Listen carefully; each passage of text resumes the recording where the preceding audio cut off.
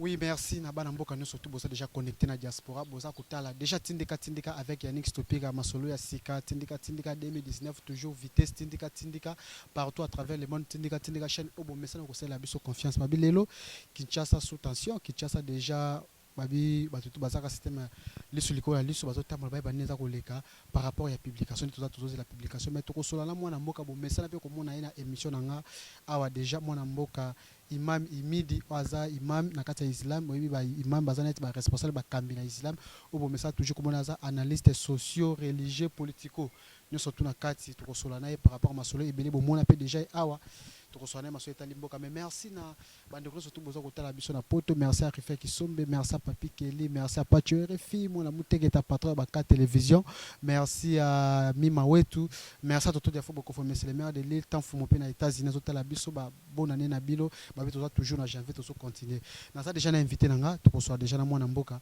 Imam Imidi salam alaykoum. Wa alaykoum salam wa rahmatullah. Bonne santé. Ouais, santé vraiment à merveille, merci. Tokum Sinzambe Oaza mettre un temps, peut mettre à circonstance, n'a profité pe na plateau ya Tindika, ko pe se moko Yannick Stopira ba meilleur vœu, balandinyo ce meilleur vœu na mastananga mutunanga kalambai Pacho RFI mwana muteketa donc meilleur journaliste ya Indousa na mboka oyo. Et si Kazouami Topisi vraiment ma mère veut naïe, nam salamala monsale. Ainsi que tous les Congolais, toute la diaspora congolaise, au balanda, biso batikalara ko bakolandara, tindikande masolo. Tindikande masolo, bandeko pe bele bandeko biso ba misima pe bele na poto na diaspora botala ka biso na pesi bino basalama le kuna bino surtout bosa déjà bo messana bota ndeko muso benga na Italie pe wana batala kanga trop. Aboya ka pe ko ka émission na abi imam wana vraiment mazolo besa yango te mettre occupé na tout pour répondre été tout sur la ce commence etali mboka par rapport à l'élection uti koleka awa islam apport nezalaki ni par rapport à la situation politique à mboka actuelle. Merci beaucoup. L'islam comme étant une religion, une confession religieuse, parmi la confession religieuse et Namboka, et accompagné qui processus on a un message à paix et puis l'islam est allé ils ont faire partie de CIME, où ils ont la commission d'intégration et de médiation électorale. Nous avons travaillé dans l'institution sur appui à la démocratie, entre autres CENI, pour que Maponami et les cas. Je pense que les grands journalistes, Bino, Pacho RFI, Bolanda, que non, la religion musulmane est 5 respect à l'engagement. Et nous félicitons le chef de l'État sortant, le président Kabila, à respecter l'engagement les élections et Salami a bien ou à mal, chacun de nous a repéré sa point de vue, mais l'islam a accompagné le processus dans le calme et dans la paix. Quand même, l'élection et Salami ont été les accords que Maponami et Salama, que les meilleurs gagnent. Les meilleurs gagnent, message au message bien. Mais là, on est là, bino na islam, imam. Vous avez une influence ma cité au côté des détails moi il tout le monde question comprendre moi question na loba par rapport sur le talibien église catholique 5 azu pena par rapport à bino c'est comme si islam a une position ou bien crédibilité ça la carte ou bien ni pour na ba carte moi bino moi pemeni vous amusi on est allé au tobenga ngo l'islamophobie sentiment qu'a rejeté l'islam na ba musulman tout suite dénoncer yango mais il faut reconnaître que pays oyo ezali chrétien catholique parce que les catholiques belé que depuis 1885 les catholiques ont un statut particulier donc l'église catholique a l'église ya Vatican na kati ya Congo et quand on parle de Vatican tout le monde a le Saint-Siège un soutien politique à Makas tous les cadres politiques tous les présidents tous les députés nationaux provinciaux officiers supérieurs cadres d'administration pour la plupart sont des catholiques et tango ba colon bazo bima na kati mboka na biso ils ont laissé beaucoup d'avantages aux catholiques c'est qui les a donné un sursaut d'orgueil et ils se sont bien organisés parce que ba adepte belé na sphère politique c'est comme ça que bango ba finaka au moins toutes les religions mais l'islam s'affirme parce que l'est et RDC c'est ezali ya ba musulmans mais peut-être sur le plan politique il faut tout la vérité parce que ba Hollande biso ba to maele to ande na poids morote na ba catholique sur le plan politique mais quand même toujours Bunda. Il y a quelques années, il n'y avait pas des imams intellectuels congolais. Au Bakoye peut aussi analyse politique. Au peut Bakoye peut se point de vue sur la politique. Bazala était. Mais les lobiso à travers yo, à travers pas tuer RFI moi na muteketa. Bando ye babiso aba musulman pe balobaka. Et ndenge mo pe les lozo moi que tout comme la parti politique, tout comme le canal. Oui, na ba débat pe to bando le kana ba canal kine, tout ça ba tout bando ko découvrir biso. Donc il y a quand même auto benga rapport de force. Ba catholique ne bazalaka awa balinga mutu mususu afukate. Guerre wana ba mangomba ezalaka moi. On se comprend. Bah finira pe moi biso photo le ba moi vérité. Oui, bah il tout fait biso parce que talaka et c'est quoi Obé Minaku président de l'Assemblée nationale sortant za catholique. Yo mtolingomba msosani. Par rapport à ma meleki et ba sangisa ki ba confession religieuse ba tout monde ba catholique pas qui parle na église protestante bino pe islam na ba misusu ba qui ba kota bango tout monde que non église catholique par rapport à ba résultat to landi 58 ko lobawana.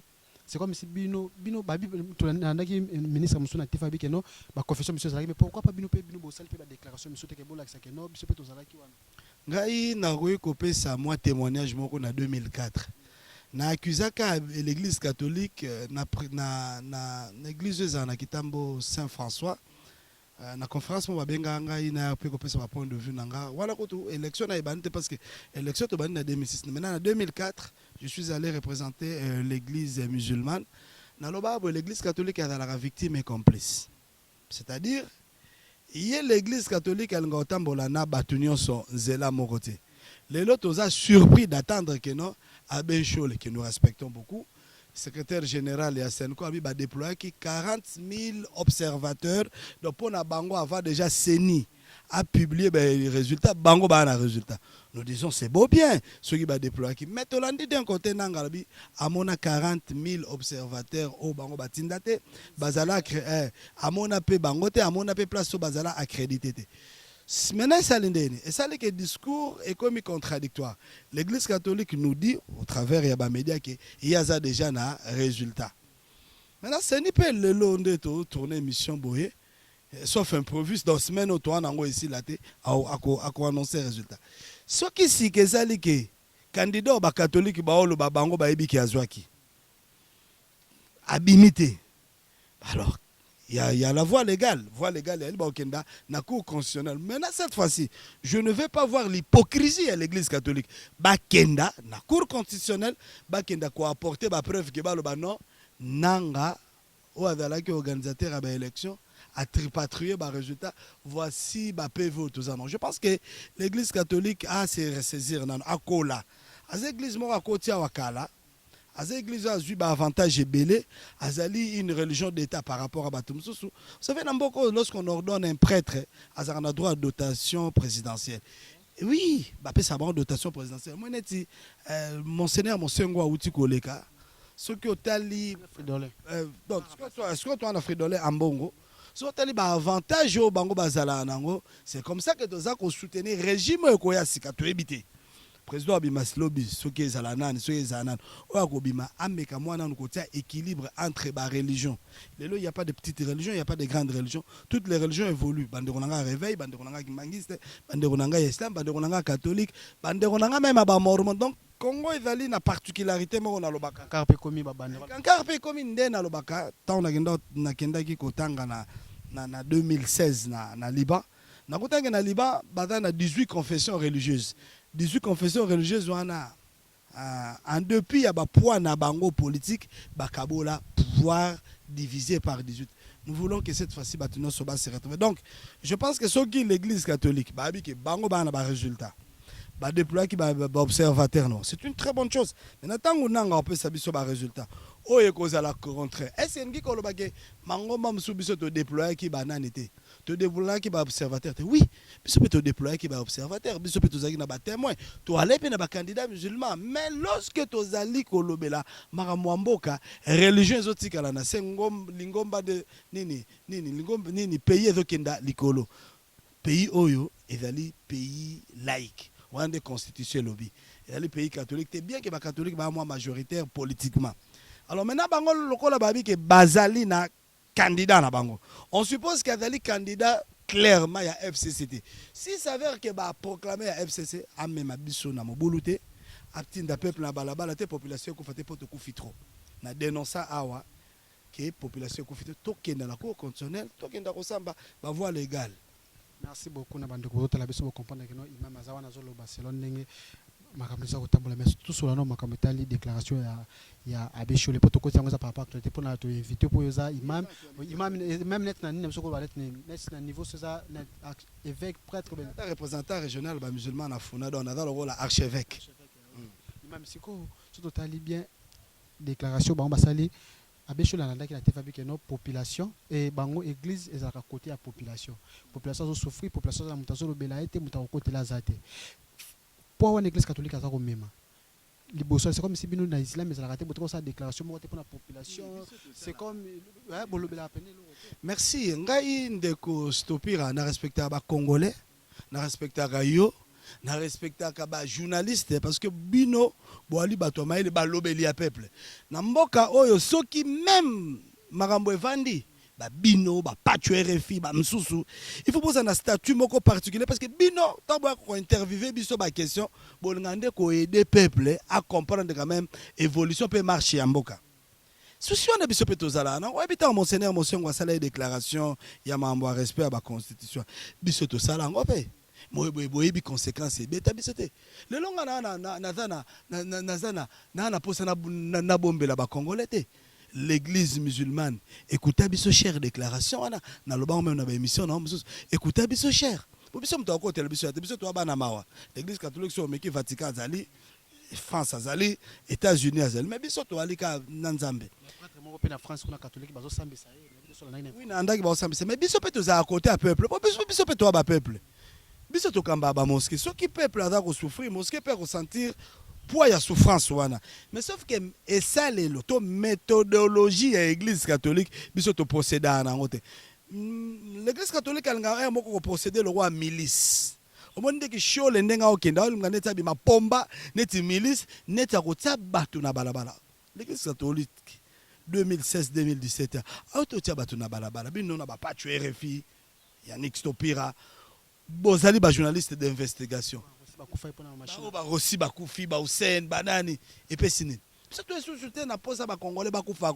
ba congolais ba kufa parce que liwe ezali naturel ba congolais ba kufa la cause sous ya ba catholique ti na la problème na ba catholique ti na la pe mutu ya pouvoir te pour pouvoir futa ngai te pouvoir laisser ngai pété mais tout ça la ba analyse politique scientifique rationnelle pour que ba congolais moko ba comprendre s'il faut que totumba régime totumbi régime s'il faut que totumba l'église catholique totumbi l'église catholique c'est comme ça en a pas ça makila batu ba kufa rebel ba Rossi ba kufa ba chimanga petit toi kintambo mwana na Thérèse Kapangala azaki aspirante sœur kenda ba famille etika na malheureuse ba Hussein petit na biso alemba wana ba kufa kabwe et belé beaucoup de congolais ba kufa une église o ezali kotinda batu na balabala soit des ezali révoltés et ça na tina morote biso tozaka pe côté à peuple mais ça le na biso na ba catholique ende biso peut dénoncer le mal ko kasata que nyonso pouvoir au finissant pouvoir au sortir tout ça to ando betela maboko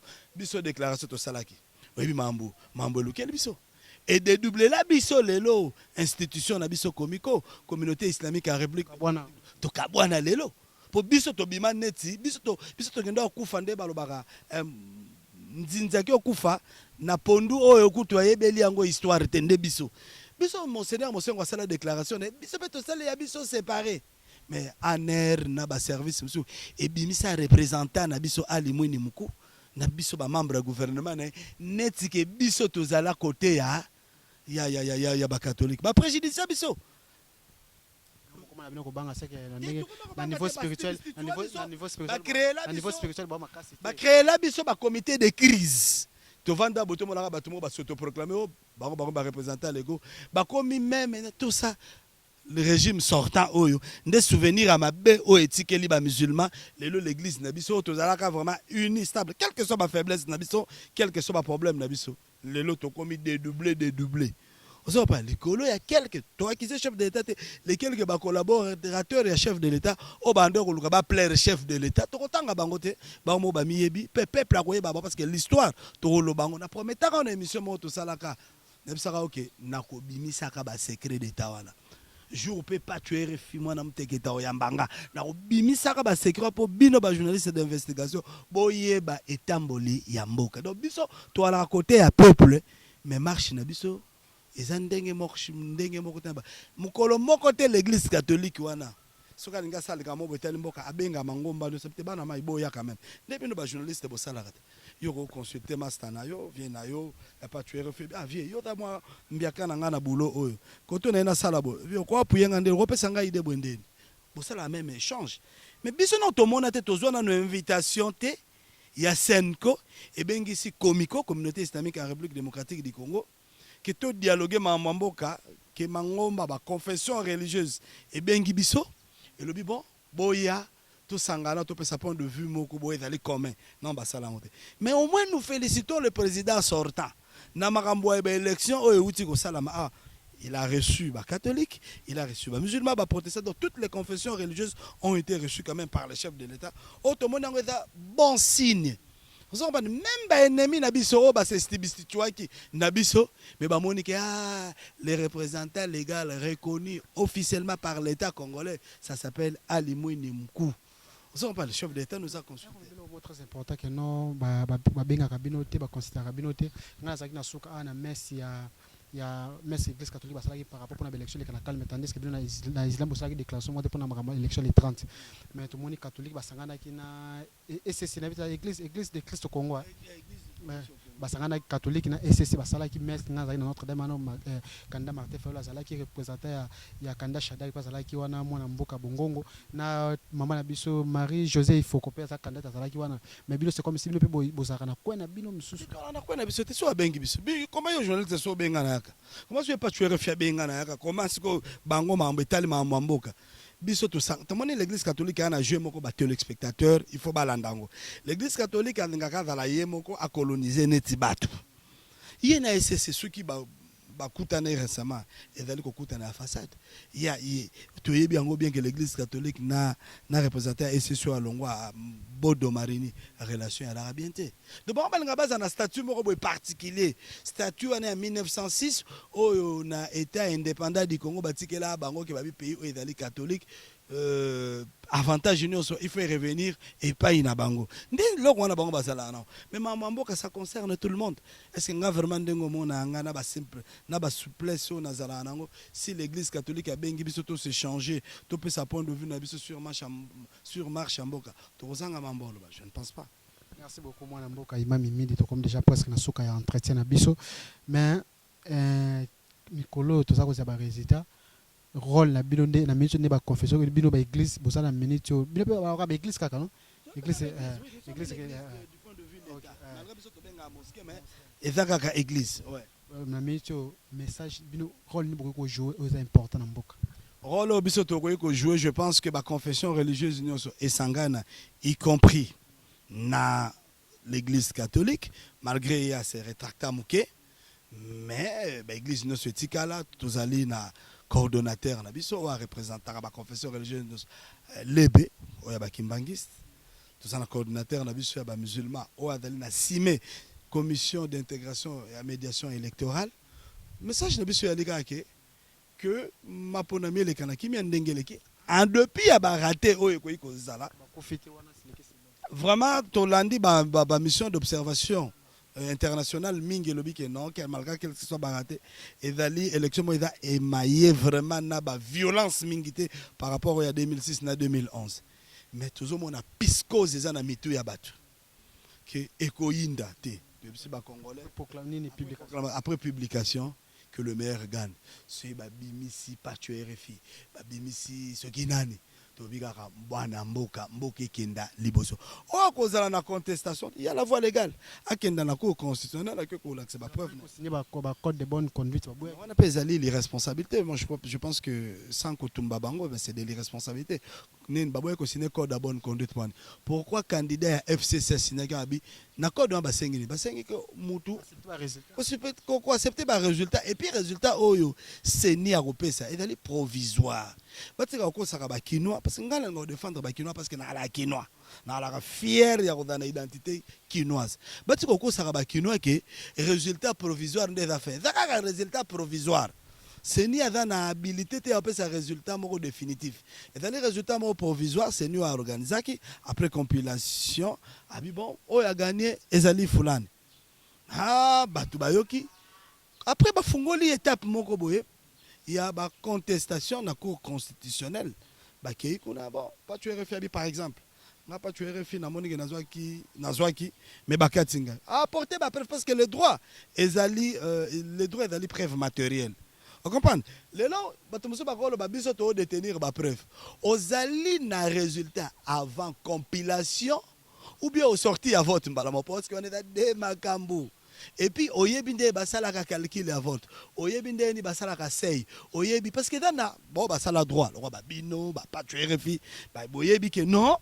Ezali na arithmétique mobimba ya ko calculer ba voix ba calculer ngo te ke bon o azu 1000 voix o azaki 2000 voix te bo calculer ezana ndenge ba calculer ngo na ndenge mo ba majoraka na ndenge mo ba saka sei na ndenge ba salaka wana ezali matière exclusive ya ba expert électoraux so bango ba pesi biso résultat ba bi ke mutu boende abimi nga tant que population na senga merci nabi quand même ça va. Ceux qui n'ont pas de contestation, tout le monde qui n'a pas de contestation, à la Cour constitutionnelle. Maintenant, tout le monde Congolais paie parce que Congo est en position à payer trop, les Congolais koufi trop. Tout lingi Congo est en kimia, mambo est en kimia. Ba ba na miki ba sala malamu, ba sala misana bango, batanga malamu tout tonga Congo ya sika. Oyo nyonso akobima. Sur l'église musulmane to lobi. Oyo nyonso akobima au Belgique, au Congolais, pour travailler pour l'intérêt à Congo. Donc bonne chance na Fayulu, bonne chance na Fachi, bonne chance na Emmanuel Shadari, bonne chance na Shekomba, bonne chance pe na vie na Ngamokia, bonne chance na Batutu. Ndeo tokolo bango. Merci vraiment de tout botala qui biso na habité peut-être mot de la fois Baksanine. Moi question mo payer par rapport à politique ba bomisi ba tuna ba machine à voter makame bele mais moni machine ko kenda ko voter o kenda ki normal pe bandimi ona suka.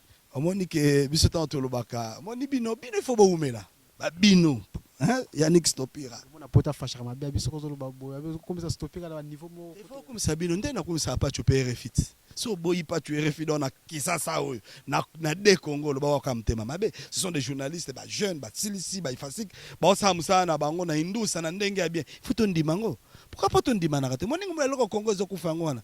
Au moins en France ba na Anne Sinclair mo mimo ba ka célèbre kaka na nini na ki journalisme na. Mais pourquoi pas yoza la célébrité Yannick Stopira pas tu refit moi na mteketa. Pourquoi pas à vivre na msala na ya journalisme atangela o ayebi o azana ngo expérience. Non, to komisate meto lo bande makambu ndenge ezaleli. Je crois que bandeko na biso ya na ngai Fayulu.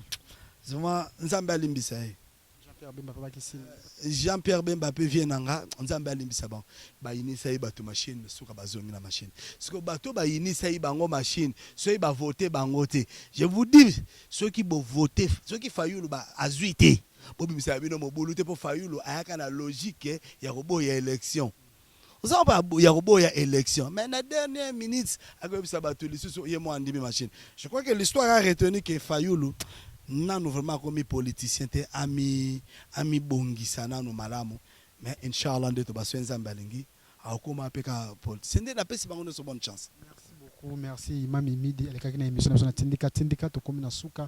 Merci à Bandeko Boza Ebele na poto, merci à mon vieux Kwame Chaka azote ya biso, merci à mon vieux Teddy Makengele pe na poto wana na Londres azolanda biso, merci à Elise Matondo mama na glace, merci à Nono Makangila, merci à Tanfumu na États-Unis, tanti Nathalie Mundeke, tanti Mado Mundeke, Bandeko Boza Ebele wana numéro ya Next Topira eza affiché benga na normal parce que normal ndeto so la dalibon. Merci à Mima Wetu na Bandeko no so tout botala kabiso na Tikibino Mbalasima. Ciao.